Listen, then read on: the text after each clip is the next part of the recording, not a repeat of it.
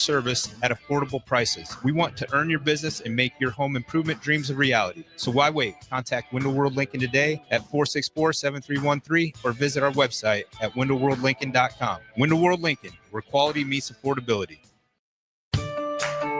This is Bill Mitchner, Executive Director of Lincoln Lighthouse.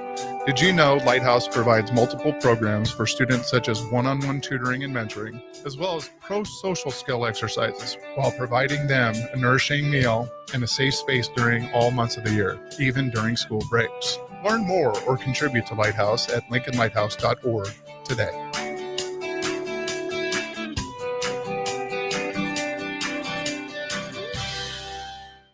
Garage doors can break down or quit working at the worst times. At Doors Plus, they understand that a broken garage door sometimes means repair and not replace. Sometimes, all you need to make your door like new again is a few bolts, a realignment, or even a new balance. Trust the pros at Doors Plus to handle your garage door repair the right way so you can get on with your busy schedule. Visit them online at DoorsPlusLLC.com or give them a call today at 402-590-5800. Doors Plus, garage doors and more. Muchachos has been serving Lincoln delicious pork, brisket, and chicken tacos for several years now, as well as Hatch Mac, nachos, and more. Muchachos also brings you close to the taste buds of your favorite local college athletes with NIL deals like the B3 burrito for Bella Bacon of Nebraska softball and many more. See a variety of different NIL options at Muchachos at 11th and K or order online at yomuchacho.com. Open 11 a.m. to 8 p.m. Tuesday through Saturday. Nebco is hiring CDL drivers for ready-mixed concrete in Lincoln. With 3 plants across the city, there are plenty of opportunities to start or grow your driving career. They offer great pay, medical and retirement benefits, paid time off, and they cover the cost of CDL training. Apply today and receive a $2,500 hiring bonus. Since 1908, it's the employees that have formed the company's solid foundation. Start your career today with ready-mixed concrete. Visit nebcoinc.com. That's NEBCOINC.com. Coming at you live from the heart of Lincoln, America. This is What's Brewing with Chancellor Brewington on 93.7 The Ticket and theticketfm.com. Here is your host, Chancellor Brewington.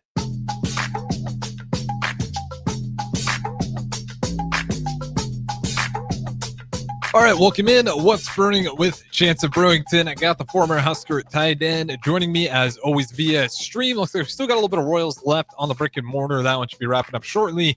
We can carry the rest of the show live, but you guys can still join in. 402-464-5685. That is the Sartor Heyman text line as always. You can put a face to the voice, Facebook, YouTube, X, Allo Channel 961 if you got Allo cable. Like I said, as always, joined by Chancellor Brewington. Chancellor, how's it going? At least pretty beautiful day here in Lincoln, Nebraska on this Tuesday. Also, happy Earth Day. That's also on the agenda. It's Earth Day. It is indeed. Okay. Well, happy Earth Day. Happy Earth Day to the fellow ticket fan, but also the listeners too. Man, I'm doing today. That extra shameless if you do that today. Maybe that's why my walk today was like a little longer than usual. So maybe that's why it was. I had a little bit of kick in my step, even on the way out to the car heading to work. Like I was cheesing. I told my neighbor, like, have a great rest of your day. And something about, it was a good mood today, especially with the weather. It was a little bit brighter. Sun was a little bit warmer. All great things. Yeah, no, that's awesome. That's awesome. I think there's some type of connection, man, when I go outside and can take a walk, man. I definitely, obviously feel the air, of course, but there's a different feeling to that as well. But I hope everyone is having a good day, and we got some stuff on the table. Not Pistons, my goodness. Pacers. Pacers just beat the Bucks today, and I mean Halliburton and Dame Lillard going at it again, and then OKC with a comfortable win, like a real comfortable win. So, I mean, I wish the OKC, Memphis series was going to be more, just more of a battle, and maybe Memphis will, sneak game 4 or game 3. But what do you think the average margin of victory was before the playoffs in their last 9 meetings? OKC won all of the last 9. What do you think the average margin of victory was for OKC? Let's go 16. 18. Okay. All right. So, I mean, this is a tough sled. I think it's a sweep. I mean, they're just outmatched. Yeah. It's a tough draw. It's tough. And then the Pacers look pretty good, man. I'm not gonna lie to you. They look pretty good. Was it you and me? We were talking about watch out for the Pacers and Tyrese Halliburton. Who yes. Somehow, I never understand this with Tyrese Halliburton. It's 2 years in a row. The NBA voter base, the players, have voted him the most overrated player.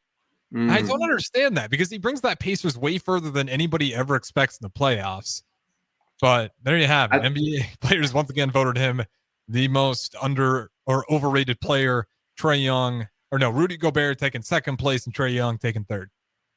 It's funny. I was just gonna mention Trae Young. It seems like he's kind of remember like Trae Young like 2020, 2019. Yeah, where he was like the Eastern Conference Finals run. Yeah, like he was carrying those Hawks teams, and then like even the next year after that, it was kind of like, oh yeah, Trae Young's, he's a good ball player, but he's not Dame, or he's not Steph, or he's not, all these different, all these stars, right? And I think the same kind of thing is happening with Halliburton. It's premature, of course. Now if he takes the Pacers and beats I don't know who would it be, the Cavs or the Celtics, to get to the conference championship, and he doesn't get the respect he deserves next year, then it's kind of like, okay, y'all are there's just some type of hate there, right? I think there must just be something he said at like players. He seems chirpy. Yeah, he chirps. Maybe Chris Paul, they had the players union and he said something crazy. I don't know, but he's the Trae Young I can get because you look at his defense and, he's given up a height advantage, but then you're also like, there's also an effort problem there. Mm-hmm. Yes, you're a good shooter, but you just give up so much on the other end of the court. Say what you will about Damian Lillard, not a great defender, but he's at least got a little bit of muscle to where he's not just getting buoyed at times either. Rudy Gobert, just the whole COVID thing, I think really just put him in a bad light when he touched the mic. He's always been kind of one of those guys that's notoriously, quote unquote, overrated because he wins Defense Player of the Year, but you can say somewhat of a liability on offense. But yeah, I'll never understand Halliburton. He's such a good player. We were talking last night and we were guessing who's going to win the Clippers Nuggets series or game last night, and Clippers snuck it away or stole it at the last second, 105-102 against the Nuggets last night. So that's interesting. I mean, you go 1-1 there, and I mean, Kawhi has 39 in a game too. Like, that's not the guy you want to see going. Like, if you're the Nuggets, like there's a couple players. I feel like there's a few players in the league, and let's talk about this. There's a few players in the league where if they get, give me the number one guy. And so when they get going, there's not much you can do. And I think the number one guy is Steph for me. Like, if Steph gets going and he starts hitting 8 out of 12, like, it's just, okay, chalk it up. Nobody really feels bad about that one. It's kind of just like the demigod got hot tonight. Like, there's nothing else you can call it, right? And then I think the next one is like, I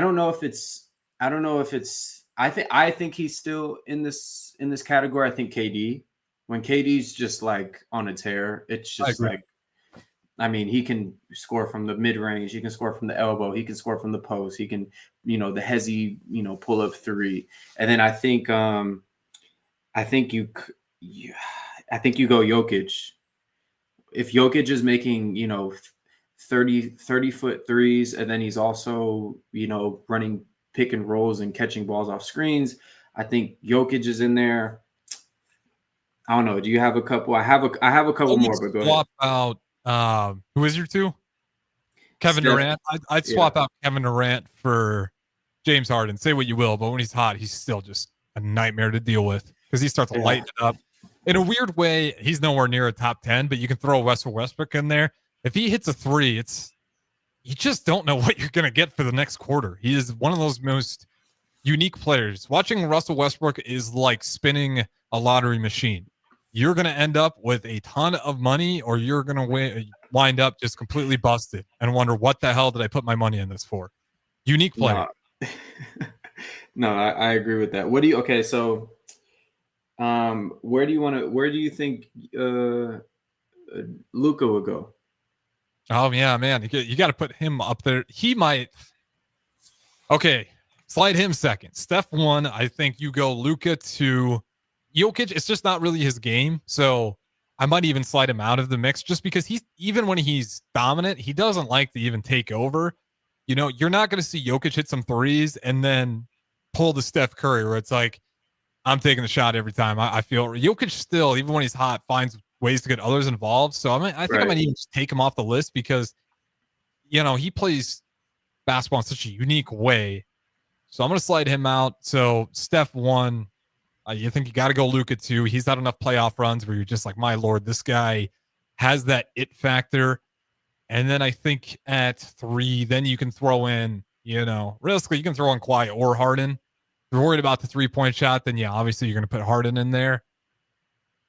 Other than that, I'm thinking around, like when you think of the big names, like most of them now are just yamming on you. Like we're left with the Giannis Antetokounmpos now. Yeah, I think the non-bias here, but I think we've seen in the evolution of LeBron's game where if he's hitting those, makes 4 or 5 threes in a game and he's driving to the basket, it's kind of like, I've heard Ty Lue talk. Game winner. Yeah, I've heard Doc Rivers and Ty Lue and a bunch of coaches talk about it. Like when LeBron starts hitting like those logo threes and then he's hitting, contested threes and open threes, it's just like, what can you do? Because you come up to try to guard him and then he's blowing by you. So I would say he's definitely somewhere in there. I don't know. 3-4 years ago, we would have had a different list, of course, but yeah. He's top 10 for sure. Because you're right. There's games where you see LeBron just pulling up when he does start walking up just walking up the court and like on the logo, and he makes 1, and he makes 2. You're right. Then the blow by factor becomes a serious issue because it's like you don't want to like close out aggressively, especially not all the way up at the half court line when you're dealing with a guy like LeBron who deceptively seems slow and then just turns it on. I mean, that's one of his best attributes is he's still, because of his age, he's just deceptively a freak athlete still. And throughout the course of the game, he'll kind of forget, and then he'll turn it on, and you're on a poster before you know it. And it's like it's insane, and it's 40 years old. I'm gonna leave that alone. But who do you think takes this tonight? Game 2, Lakers. It's at Minnesota, and right now, Lakers are up 13-8. Not that really matters right now, but Lakers are hosting, correct? It's at or no, it's because it goes 2-2, so it's at Lakers. Yeah. Give me. I don't think the Timberwolves are able to steal 2. They already did their job and got 1. Yeah. I'm gonna go ahead and give it to the Lakers tonight. I think Luka. I know it's early in the game, but I'd imagine the Lakers pick themselves up. The last one was a little bit of a punch in the face, but I just think the Lakers just probably could have played one of their worst games in that opening round of the playoffs. I think they finished with in the 80s in terms of points, which given the defense certainly picks up when you get to the playoffs. But again, it was pretty inaccurate for him, and I don't think that's going to be the norm. So give me the Lakers tonight. Okay, give me the total of the series, though. Oh wow, jeez, hater. Let's do since we won't be talking about it Wednesday. Let's go Warriors Rockets. It's at Rockets. I feel so bad for the Warriors. Yeah, I'm going Warriors. They might get swept. I'm just saying. They'll get one. I think they'll get one. Their defense is good enough, or they'll have a day where they're just on fire. They're young enough to not, I think go all out to win a game. They got a ton of young energy. So if they can, well, the problem is they got to win a game to drag out the series. There's a chance it has to be this one. It has to be this one. They have to go back to because they have to go back to Golden State, and it's like, it's probably, I could only imagine how deflating it would be as a professional basketball team, and also the individual as a player, to be playing against Steph Curry and he hit 2 threes in a row, and the whole arena just erupts, and it's just like, oh my God. Like I'm trying, imagine the dude trying to, guard him, like, coach, I'm really trying. But I think the game to steal is obviously tonight. And then tomorrow, if Warriors end up getting one here, I think I mean, it's not like the regular Warriors team, so it's not like we're talking about like an invincible squad. But if Steph and Jimmy Butler are playing good ball and it's consistent, and maybe someone steps up, this game or next game, and fills in the gap for Jimmy Butler or Steph to have an okay game, right? Because I think to win forward, it's like Steph and Jimmy Butler have to have good games, right? I don't know who else, as far as like scoring wise, who you're really going to depend on for the 1 and 2, because you need at least 30 out of Steph and about 25. So that's you're looking around like 55 to 60 points out of those two. That's the bulk of your team, right? Mm-hmm. And real quick, since we're talking about this and this Rockets game, and this is like the iconic scene from that game. Like if everybody watched the game, you'll see this picture. And this was the shot. So exactly what you're talking about. When he makes that, that's when he's fading off to the right. His legs are swayed in front. It's a beautiful contest, getting about as best as you can. And that was nothing but net, fading, running to the right off the 3-point line. Like, you just run into that. And to your point, if that happens in Golden State, you can't hear for the next 5 minutes. And Steph's taking the next 3 shots at least. And what's going to be crazy is they're going to call timeout after that, and the arena's going to erupt even more. It's a tough place because it's like, do you call the timeout? Because it almost fires the fan base up even more when they call the timeout. Because it's like, yeah, now we can get loud. They feel us now. And Steph's one of those guys where even if you call the timeout, you're like maybe 5% sure that it had an effect on him. But he's one of those guys that just doesn't seem to matter. We saw it in the Olympics. He had a really great start to that second half. I think you could say he cooled off. He just really wasn't taking a ton of shots. And then at the end of the game, it's like, all right, my turn. And it's just shot after shot after shot. And it's the same thing with the Rockets. So if I had to pick a sweep in any of these, which is crazy in the West, I'm not talking the East, in the Western Conference, I'm going with the 2 and 7 seed. I'm still going to give the Rockets 1, but it just says a lot about how dangerous this Warriors team's become, especially with Jimmy Butler. I think he had like 5 steals in that game 1 as well. So there's still a problem. As much as the NBA wants to try to run away from the Warriors and Steph Curry, because Steph's like 37, he's still the best shooter in the league, and it's not even close. Yeah, and I think the longevity of his game is going to be I don't know if LeBron has like set a precedent for the new age of retiring, or just the longevity of it gets prolonged by that. Whether it's just like kind of like the 4-minute mile where somebody sees it. And obviously we know LeBron's a genetic freak and stuff like that. But I think like out of the people we see, like the KDs and Stephs, like that are older in age, and KD's had his problem with injuries. Steph, not so much, banged up here and there. Early in his career. And then luckily after, he got in. Put some weight on. Yeah, put some weight on, those first like few years that you're talking about. And I think that was a big part of it for him, was putting some weight on. But I think like seeing LeBron do what he's doing, like I think it kind of creates some type of framework for the athletes now. And the older athletes though, I'm talking about like the KDs, the Stephs, and I would throw Kawhi in there, but I don't know how. I mean, his body has already been breaking down. But and even guys that are currently in the NBA, currently younger in the NBA, like an Anthony Edwards and guys like that, like just the realm of possibility is out there and it's visible now. So, and I think the thing we're seeing with LeBron is he's incorporated a 3-ball in his game, right? So that's extending his game. If he was still the 2-3 dimensional guy that has the mid-range pull-up but really is just driving the basketball, we probably wouldn't see like him averaging 24 or 23 or 25 a night. So I think the shooter can stay in the game as long as possible if he's well conditioned, of course, right? Yeah, it's really interesting. It's like it's a 50-50. LeBron James certainly set a precedent, and he deserves credit for it. Also, maybe a little bit of blame for the load management, but that's not all him. That's a league-wide problem. To be fair, I think that actually really started with Popovich and the Spurs. As when they were dominant, getting close to the playoffs, he was kind of one of the first guys to load manage. So I can't even pin that one on LeBron. I tried, but that was actually a Spurs issue. LeBron James, he developed that 3-point shot. That definitely helps. he is so unique, though. I don't know how many guys you're going to find that were that athletically dominant, just yamming on people early in their career, making ridiculous blocks that are still playing like that today. And then you look at a guy like Jokic with no three-point shot, but he might be able to play till he's 40. Because I can't remember who had this analogy, and apologies for it. Yeah, I'm sure you played basketball in the pool, right? Mm-hmm. That's Jokic. That's how Jokic plays basketball.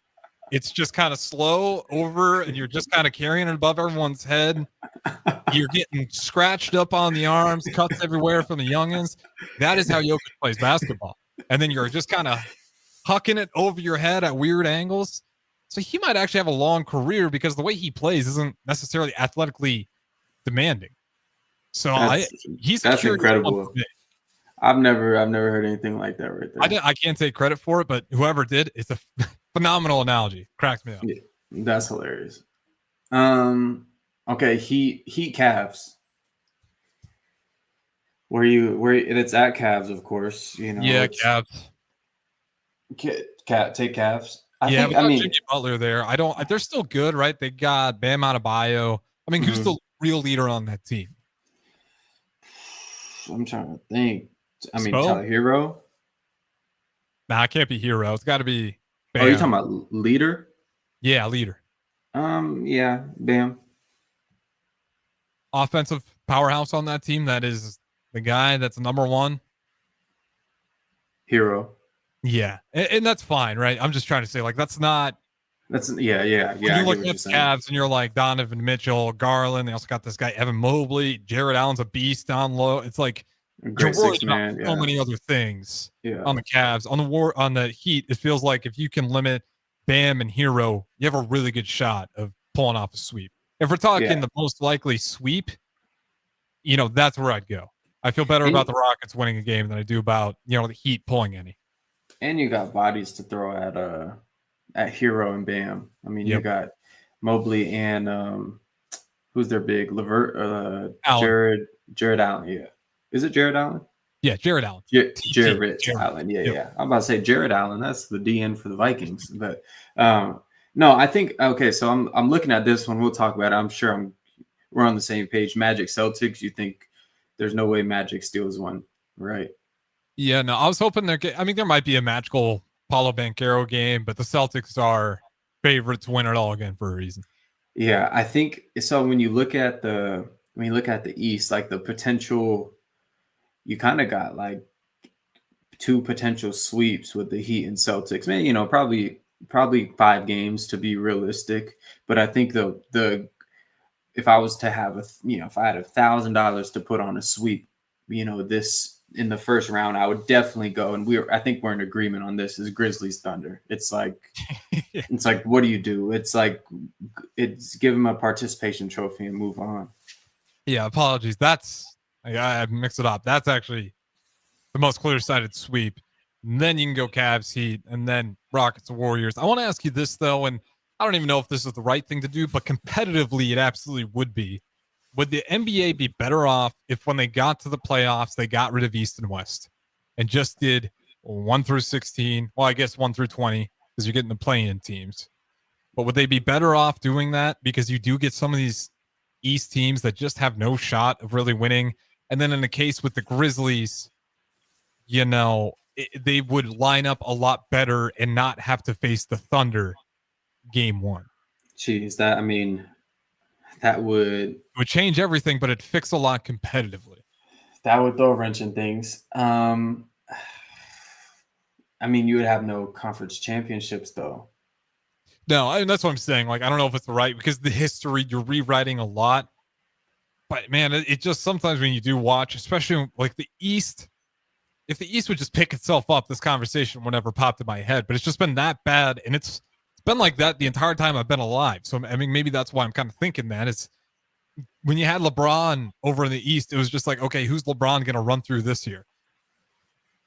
And it was just over and over and over, and the East just couldn't get away from it. And then there was also just not very many great teams in the East that could ever challenge LeBron. They'd have one maybe tough series, and then you go look in the West, and again, you look at the road that, Mavericks, Spurs, Mavs, yeah. I had to go through again, beating the Powell and Kobe Lakers, beating the Harden, Kevin Durant, Thunder, Russell Westbrook, Thunder, Trailblazers was round one, and they were okay. And then, of course, they beat the loaded Heat team. Like, that is an incredible, it makes for a great story, but it also shows like a significant imbalance at times that you see within these conferences. Yeah, no, I'm in agreement. I think it would be interesting. I think to be honest, if we're gonna get, put the, what do we call it, the tinfoil hat on or whatever, put it on for a second. I think maybe we'll see a move to even out the powers. I don't know what that looks like, but I mean, kind of like you send LeBron to the West, like you kind of even some things out a little bit. I don't know what that looks like, but I could see that happening. If next year the East is, in 3 years down the road, the East is just, head and shoulders again, or the West is head and shoulders again. I don't know. That'd be interesting though. Yeah, because I think there's only been like a few times I've been alive where the East has actually had the better record versus the West, but it's year in, year out the West, and it's usually the West by a lot. To where it wasn't even close at the end of the year. And, I think it's worth having. You see it at one point in time. I don't think anybody thought college football, especially in the Big Ten, they were going to ever split up those divisions. Right. But again, it got to a point where it's like this imbalance is just ridiculous. All we have is Iowa walking into Michigan or Ohio State and getting the break speed off of them. Maybe we need to tweak this. And they did, and you can argue it's made for a much better product when you get to those conference championship games. So with that being said, we will go ahead and throw it to break. Jason Brewington, where do you want to go on the other side? You want to talk some more NBA, or you got some Matt Rule audio as well? Again, talking just Husker football and then Husker games coming up this Saturday. Yeah, let's run that Matt Rule audio. All right, that's coming up next. Don't go anywhere. What's Brewing with Chancellor Brewington? We'll talk to you guys in a little bit. Jack Russell of Farm Bureau Financial Services is here to help you protect things that are most important to you. Whether it's your home, your family, or your future, Jack Russell has the proven experience to get the job done while developing authentic relationships with you. Give Jack a call today at 402-421-9100. Again, that's 402-421-9100. Or visit one of his 2 locations in Lincoln or Seward and learn how you can excel in the complicated world of insurance. Jack Russell of Farm Bureau Financial Services, a trusted and well-respected representative since 1999. Gaina Trucking is hiring CDL Class A and B drivers. Their strong team culture makes it not a job, but a career. Gaina Trucking offers health, vision, and dental insurance, 401k with company match, an employee assistance program, and other bonus programs. Build a better career today with great team culture at Gaina Trucking. Learn more and apply today at GainaTrucking.com. Hi everyone, Kendall Warnock, A1 Automotive in downtown Lincoln. Spring is here, summer is fast approaching. With weddings, vacations, and weekend getaways on your mind, do not let car issues prevent you from getting where you need to be. Car problems shouldn't be something that you put up with. Let us get you back on the road in comfort and safety. We diagnose all makes and models from Porsches to Hondas, Toyotas, and Chevrolets. We fix a variety of issues with all of them with our talented techs and our experienced staff. A1 Automotive at 11th and L, downtown Lincoln, always honest answers. Spring has arrived, the temperatures are rising, and it's time to get your equipment ready for the season. Landmark Implement has high-quality used John Deere planters, sprayers, and tractors, priced to move and ready to work for you. Take advantage of unbeatable deals and flexible financing to upgrade your operation without stretching your budget. Stop by your local Landmark Implement or browse our full inventory online at landmarkimp.com. Before these deals are done, experience the Landmark difference. Advanced Medical Imaging is the largest radiology group in Nebraska, located in Lincoln at 7601 Pioneers Boulevard. At Advanced Medical Imaging, they utilize state-of-the-art technology and blend it together with their compassionate, skilled team to guide you through every step. Whether it's an MRI, CT scan, or X-ray, their precise diagnostics help your doctor deliver the best care plan for you. Choose clarity and comfort in your life by choosing Advanced Medical Imaging, located at 7601 Pioneers Boulevard and online at amimaging.com. Hey Husker Nation, this is Todd Euler, two-time national champion, here to talk to you about Window World Lincoln. At Window World, we specialize in replacement windows, doors, siding, and roofing. Whether you're looking to enhance the beauty of your home or increase its energy efficiency, we've got you covered. And here's the best part. We offer the best for less. Our team is dedicated to providing top quality products and exceptional service at affordable prices. We want to earn your business and make your home improvement dreams a reality. So why wait? Contact Window World Lincoln today at 464-7313 or visit our website at windowworldlincoln.com. Window World Lincoln, where quality meets affordability. This is Bill Mitchner, Executive Director of Lincoln Lighthouse. Did you know Lighthouse provides multiple programs for students such as one-on-one tutoring and mentoring, as well as pro-social skill exercises, while providing them a nourishing meal and a safe space during all months of the year, even during school breaks? Learn more or contribute to Lighthouse at lincolnlighthouse.org today.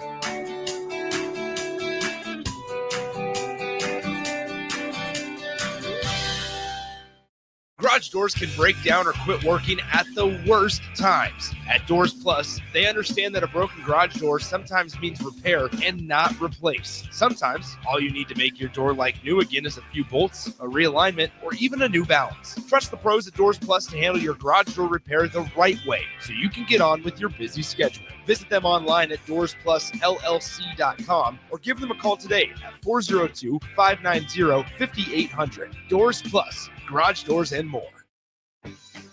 Muchachos has been serving Lincoln delicious pork, brisket, and chicken tacos for several years now, as well as hatchback nachos and more.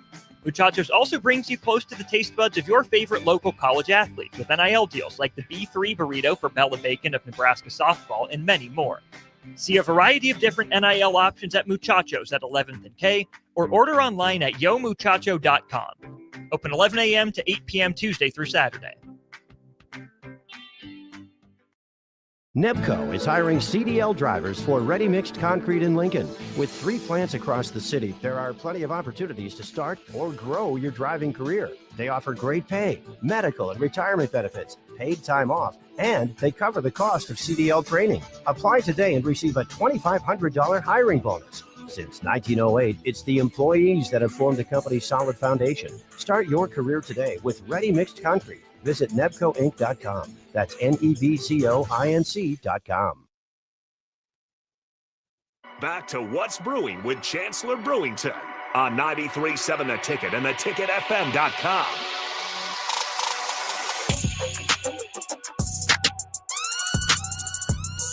All right, welcome back in. What's Brewing with Chancellor Brewington, segment number 2. And as always, you guys are welcome to join in via the text line or any of the streams. We're switching up, talk a little bit of Husker football here. And Chancellor Brewington, I'll ask you just right off the bat here. We'll put on the Husker football background. And as it is that time, were you able to catch any of the press conference? And if not, no, unfamiliar. So this is going to be a real live first take. All right, this will be good. This will be very good because, you know, there was some things that I thought were pretty interesting. And I'll ask you which one you want to hear from first. You want to hear about, you know, where the backup QB room is looking like? Do you want to hear a shout out to Scott Frost, or do you want to hear, you know, a shout out to the guys who stayed with Scott Frost or, you know, got recruited by Scott Frost and then trusted Rule and stayed through the process? Let's do that. Let's do this last one. Appreciating the guys who stayed at Nebraska. So it's a little bit long-winded, but about a minute long here. And so here's Matt Rule again, just kind of showing some appreciation about the guys who went through some coaching changes, but chose to stuck it out with Matt Rule. We took an approach when we got here. Everybody that was here, there was no like, well, you're old guys and new guys, you're our guys, right? We try to take that approach. I think we've tried to develop. I think Corey, the people downstairs, I think do a really nice job.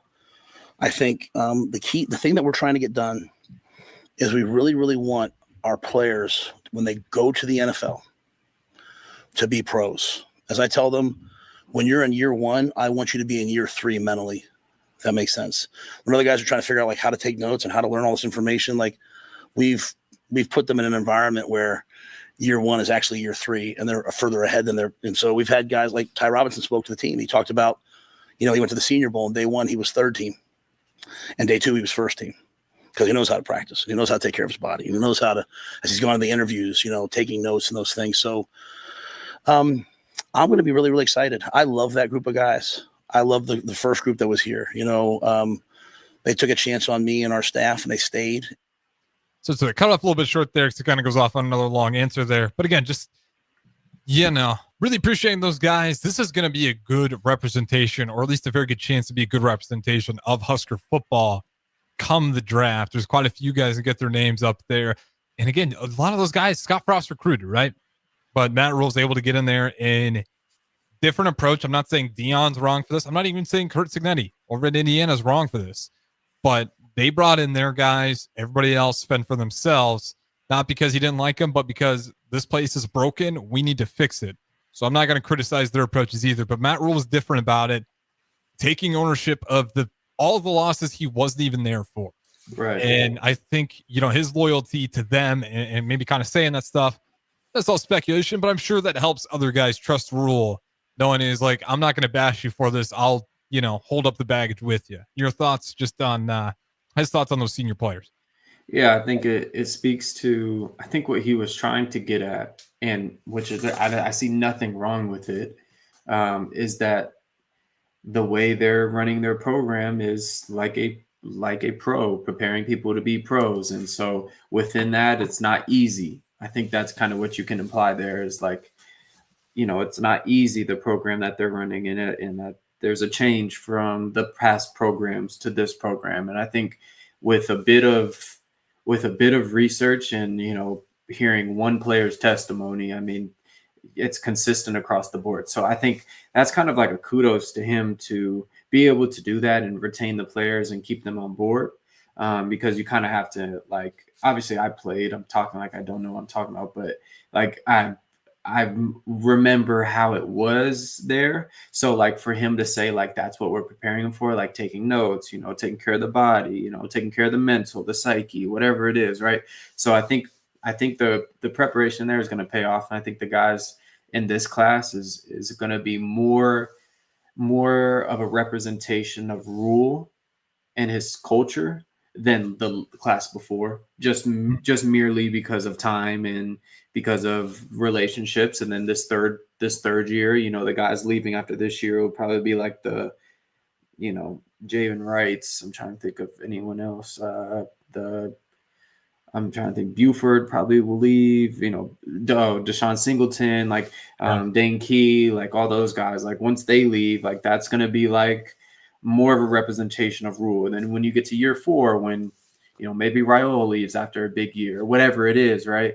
Like that's going to be a better representation. So it's cool to see, these players really embody the culture. And it seems like, if Ty's coming back to speak, I know he wouldn't do that for someone he didn't care about and a team, and a culture that he didn't believe in. So that speaks volumes. And I think moving forward, I mean, that's a cry out, not a cry out. That's a loud exclamation point on the fact that the things that, some people say, Nebraska practice hard, they're trying to practice like Georgia. Now, if you have guys that go to the pros and, scouts are saying, wow, this guy practices hard, this guy, whatever. I mean, that's the positive propaganda you want as a football recruiter, right? To be able to tell tell the recruits like, hey, look, we're going to prepare you. We're going to make sure, that not only make sure, but like what we're doing is preparing you for the next level. And that's what you want, right? Like, yeah. And so you get them to answer yes. And it's, a done deal. So I think they're moving in the right direction. Long-winded, but I think they're moving in the right direction. I think that was the goal, is to get as many people out to the NFL. And I think they're doing that. Yeah, that's if I didn't know any better, I would assume you listened to the press conference. You kind of hit on a lot of the things talked about, pretty much everything else in that press conference outside of the Husker game conversation. Oh, really? Yeah, he talks a lot about, being pro ready, wanting NFL scouts, NFL organizations to understand that when they get a guy from Nebraska, that they know what being pro ready looks like. They know what hard work looks like. They know what loyalty is. You don't have to send the, general assistant over there to kind of hold their hand for those first few months just to make sure they're up to speed. He wants that known, that his guys are pro ready. So then it goes from, maybe 6, 12, 8, 12, guys drafted, because Nebraska starts building that brand up.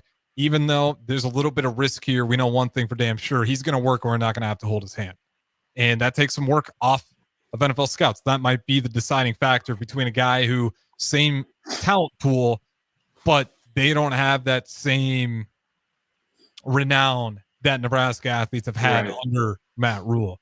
So yeah, it is funny you talk about that. The reading skills are paying off. You got a lot of insight just on that short little excerpt right there. So let's go ahead and listen to it then. This is Matt Rule. Again, just talking about he wants to have those guys are pro ready leaving college. In the first bit's a little bit of rant. He talks about a lot of the guys that are going to be pro, but then he does get in the middle of it about talking about, what that is and why it's important to be pro ready. So here's Matt Rule on his players being pro ready. You guys know how I feel about Ty, Nash. I mean, Giff, I think Giff really helped himself at Pro Day. And then guys have come in like MJ Sherman, like whoever gets MJ, they're going to love him. They're going to appreciate him. Tommy's, still battling back from the foot, but Tommy will be somewhere. And Jamal Banks, Isaiah Nayor, like I would absolutely take chances. Johnny Bullock. So I'm probably forgetting a guy or two, and I don't mean to, but Ramir Johnson to me would give people a run for their money, man. So I think it's just a great group. It's hard to find a lineman. Ben Scott had a great pro day. Bryce Benhart's had a storied career. He knows how to practice. So I hope the guys get drafted. I always send them a note. Hey, this is just the beginning. And what we need, going back to what I said before, is when the guys get there that they're pros, they know how to do things, and then people start saying, hey, go get a guy from Nebraska. Like if you get a guy from Nebraska, they know how to practice. They're going to be X, Y, and Z. And then, 4 guys drafted or 6 drafted becomes 8, becomes 10, becomes 12, and then, they know that when they get someone that they hang around. So, Phelan Sanford heading up to Saskatchewan right now, right? He was to the Raiders through 8 games. Now he's going up to Canada to play. We just need our guys going to the next level, building a reputation for what it means to be a Husker, what it means to be a Husker at that level. And that will beget more people coming here. And if I forgot anybody's names that, for the seniors, I apologize. But guys should take a chance on our guy. Guys should take a chance on Buschini. He punted in this wind and this environment here. They should absolutely give him an opportunity and see what our guys do. So you kind of see why he said you kind of hit the nail on the head there. He talks exactly about that. So I know you got a little bit of, you already said it, but a little bit of extra details there. And I will say this, absolutely take a shot on Brian Bring the Boom Buschini. I mean, that's the definition of a guy who's willing to put it out there for his team. He took some brutal hits. I can't remember which game was it with Buschini where he got absolutely clocked and then still had to punt later. I mean, I want to say Rutgers. I think it was Rutgers. Yeah. And he got folded in that one. It looked brutal. But again, that toughness, and he had some really big hits throughout the year as well, which you never want your punter out there being the big hitter. But Buschini was absolutely that. But just your thoughts, Matt Rule, really talking about the advantages of having guys being there, going to the league, being pro ready. Well, I mean, first of all, just shout out to him for mentioning all the guys, right? You don't have to do that. Like point blank period. You're already moved on to spring ball as a head coach. You're not, there's no requirement for you to go out and, mention all these guys' names and say that, Ramir Johnson will be a steal. And, I think the one he missed was Fedoni, and that was probably just by accident. I'm not trying to read it. Fedoni later. We'll get there. Okay. So I'm not trying to read into anything, but like just those guys, like, even mentioning Bryce and his career and Ben and a guy like MJ who hasn't been there for long. So I think that's honorable. And I think there's a need for that because at the end of the day, like, man, connection wise, maybe some of these players don't have real good agents, and maybe Rule is the only connection they have to the NFL, right? So maybe a good word spoken about them could go a long way. And then so I think to expand on that a little bit more, like a good word spoken by Coach Rule, he has to probably believe in that word though. Like he's not gonna risk his reputation on Ramir Johnson or these guys, right? If they aren't stand-up guys and they have followed the culture and just have good morals and whatever. So I think that's why you go out and that's why you first of all groom players. So when it comes a time where it's time where they enter the draft and they want to get they want to pursue that, you can actually go ahead and say this guy is going to do X, Y, and Z. He's succeeded in this culture, and this culture is really, really, really hard, right? And so here's the confidence I have in him, and that's why he can stand on the stand and say that about these guys because I've heard stories about the way the program is run, and it's not the same. And it's a lot of adjustment. A lot of those guys are Frost guys, right? I mean, majority of them, not if not, I mean, 80% of them, 75% of them are Frost guys, except for Nair, Ben Scott and Banks. I mean, I can't think of, and MJ Sherman. I mean, those are all Frost guys. So it's awesome. And I forgot about Nash during this process. He just escaped my mind. But it's just gonna be fun, man, to see all those guys. And then, like you talked about, like the reoccurring process of getting guys in the league and it just building up. We see Cam Jurgens get an extension, and seeing some guys having some big years in the NFL from the Huskers. So it'll be cool, man, to see guys from this class do their thing in the NFL, but also like that give encouragement to the guys that are there right now. Yeah, excuse me. It's just going to be fun to see Huskers in the league like that. A new set. Like, I'm used to watching Levante David. I got really used to watching Ndamukong Suh. I track Samara Toure and see, can he get more opportunities? Amir Abdullah, Rex Burkhead. Like, we've had some guys, but Will Comp.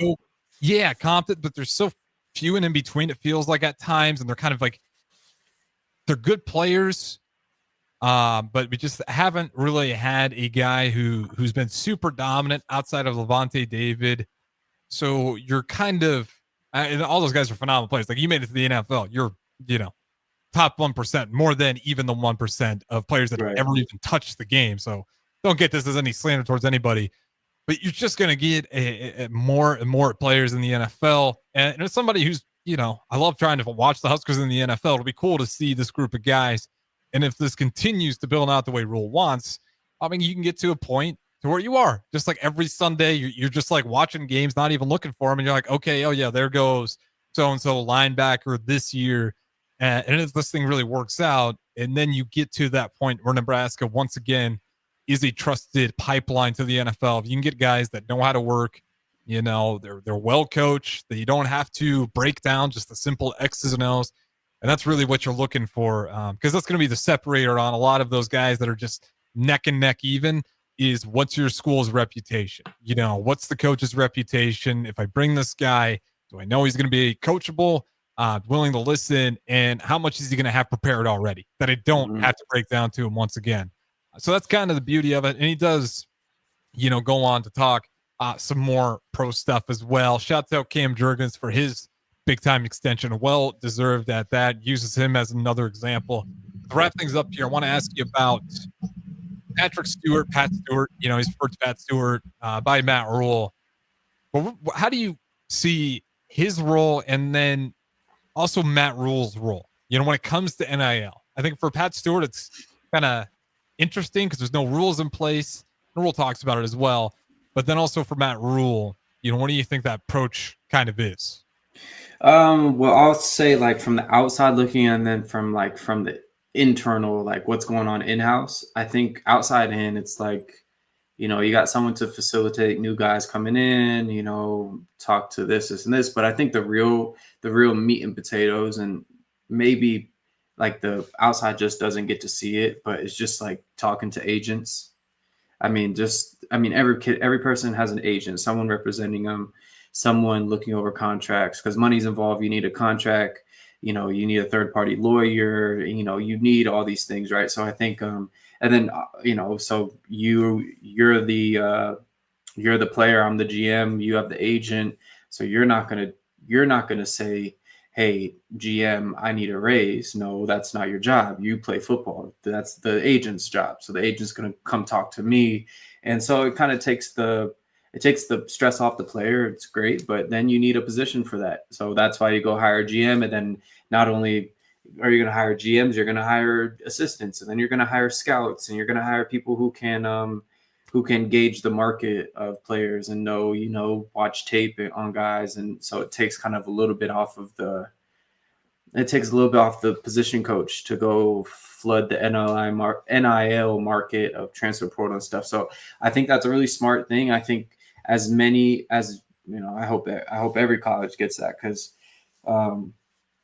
you don't want, Coach Rule probably doesn't want, 60 agents talking to him at the end of the year saying that they want, to go from 75,000 to 85,000, and here's 15 reasons why, and a ultimatum, if it isn't met, right? So I think that's a wise thing to do. I don't think Tennessee has a GM, do they? I hope they have someone. They have like someone, but like I don't know if it's a fully fleshed out. Let me look real quick here, because again, I'm curious about this Nico situation. If they had a GM in place, and if they did, maybe that's why I'm not seeing anything. So I could be wrong on that, but like maybe that's something that can be avoided, and it kind of sneaks up on you like at the worst time possible, because I don't know if it's true, but if Heupel is that guy for all that, and yeah, he has some like staff there that maybe takes control of it, but Heupel's still kind of in the mix for it, and he's got the final say. He's especially right around the corner during spring football. You're getting ready for the summer, getting ready for the fall. Like that stuff is going to be hard not for it to fall to the wayside, because now you're focused on the team and what does this team need to win games. And in the back of your head, you got these players asking for millions of dollars, and you're like, well, hold on here. Like, let's see what we got here before I start dishing out millions, with these boosters money. So you get a guy like Stewart, and I think more and more colleges will do this. It creates an advantage. Matt Rule does not have to sit there and waste, and it's not wasted time, but it's costly time. That's a lot of conversations right. with those agents, and it's just going to eat so much of your clock away. Just recruiting, NIL. It's going to be a nightmare. So again, another long-winded answer. Go ahead first. And one more thing. I think also that it will put a wrench in between the player-coach relationship. 100%. And Matt Rule hints on that too. Yeah, it will mess things up. And, sometimes, and it's not going to be obviously because there's not an owner. So it's not like this 3-party come to the round table meeting where coach, owner, and owner and GM are on one page and coach is on the other. So the dynamic of college football is way different than NFL. So the GM is like an interesting mediator between coach and player and agent. So I think the dynamic is different than NFL, but it definitely puts that barrier between player, coach, and agent. And here we got Matt Rule getting we might call a little bit short. It's almost like 3 minutes here, but just him on Pat Stewart and his role in that evaluation process, along with Matt Rule's role as well. And this is important because we're getting to the 105 roster limit cut. So that's really the basis, of this question. So here's Matt Rule on Pat Stewart's evaluation. I brought Pat in because I think he's an absolute difference maker. I think there's different areas of this now. There's player evaluation and recruitment, right? So player acquisition, which has many facets. There's player retention, and there's player finance. That's really the NFL, right? NFL's acquisition, retention, finance. And so for years it was just acquisition here. It was just recruiting, right? So you had the recruiting piece. Now you have the evaluation of the portal, the financial components. And so I think part of it is when there's no salary cap, then it doesn't matter, right? Then we pay a player's market value is his value. When you have a salary cap, if there is going to be a cap here, now you have to start to get into valuation and where we see people. And I think Pat's excellent at that. When you go to the NFL, when I went to the NFL as a head coach, what I found was there was really like 2 different types of grading systems.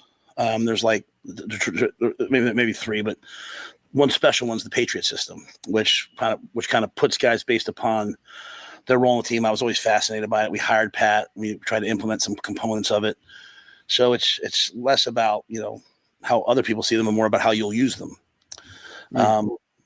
Pat's having to adapt to the fact that he's going from looking at guys in the draft now we're evaluating 15-year-old kids, right? Like people ask me how we haven't offered this guy, haven't offered that guy, and I have to sometimes remind everyone that they're 15. Like I'm trying to figure out what they're going to be like when they're 22. And so that part of it, I know he's relying a lot on Keith. I think Keith Williams has done a fantastic job, in terms of the recruitment part, but in terms of evaluation, in terms of placing financial value, the hard thing is it's not. I covered this with the team. It's not personal value, right? Like, I always tell the guys there's Matt and then there's Coach Rule, right? Like, so let's say a fight breaks out of practice. Matt kind of likes it, for being honest. Coach Rule has to like go in there and yell and scream, enough, what's wrong with you guys? It's Matt, it's Coach Rule, right? Job. Well, who each person is out there. Like I love each person for who they are. They have a personal value. The valuation, we put the place on them is the role that they're going to play and all those things. And so Pat's, I think, is excellent at that. He's been doing it for a long time. The evaluation process, the financial piece. Sean Patton continues to do an excellent job with the financial piece, the analytics piece. And, we're just still kind of working in murky waters because we don't know necessarily all the rules. We don't know the role of third-party NIL moving forward. We don't know. So we're, the portal's still open with no house settlement right now. So it's still a free-for-all. So there's more to it. It goes on. He goes even more details. Really great answer from him. And he kind of fleshes out why this is such a crucial role. He goes more into, like I mentioned it before, and the next part is basically him just talking about, I stay away from that stuff. I'm here to coach him on football, not money. That's why we have Pat and these other staff here. But I think it's a great way to do it. I want to hear your thoughts on it before we get out of here. Yeah, I think that last part was really the synopsis of the whole thing was, so I don't have to deal with it, right? Like, and then also that, like, there's the relational component that you don't want to start seeing guys because they want more and they think they're worth more. And then all of a sudden that sprinkles that goes down the hierarchy of coaches. And then, your position coach or OC gets wind that you want 50,000 more because you caught 10 balls and then you drop the ball during practice. And it's like, oh, you want this much money, but you can't. So it's like, those games can be played. So that's why you need someone in the middle. And then also, like, that's someone the parents could probably confide in a little bit too, or maybe assistants underneath them, because also it is a business now and you're paying kids, but also they're kids, right? They're 18 to 19-year-olds. And, you want to know. And so I think that's where the agent there's just so much. There's so much. So you need someone. So I think it's awesome. Yeah. And I think it certainly creates an advantage. And if you're Nebraska, if you're trying to catch up to the juggernauts that are Ohio State, that are Oregon, that are, you can even say Michigan, I still think they're a really solid program. You need to figure out a unique way that you have, something you have that nobody else does. And right now, not everybody has a GM. So I think it could be a huge advantage. Time will tell, but it certainly helps Matt Rule in his job so he can focus on just pure football. That's going to wrap it up for us. Chancellor Brewington, appreciate it as always. We will do it again on Thursday. Everybody else, enjoy the rest of your Tuesday night.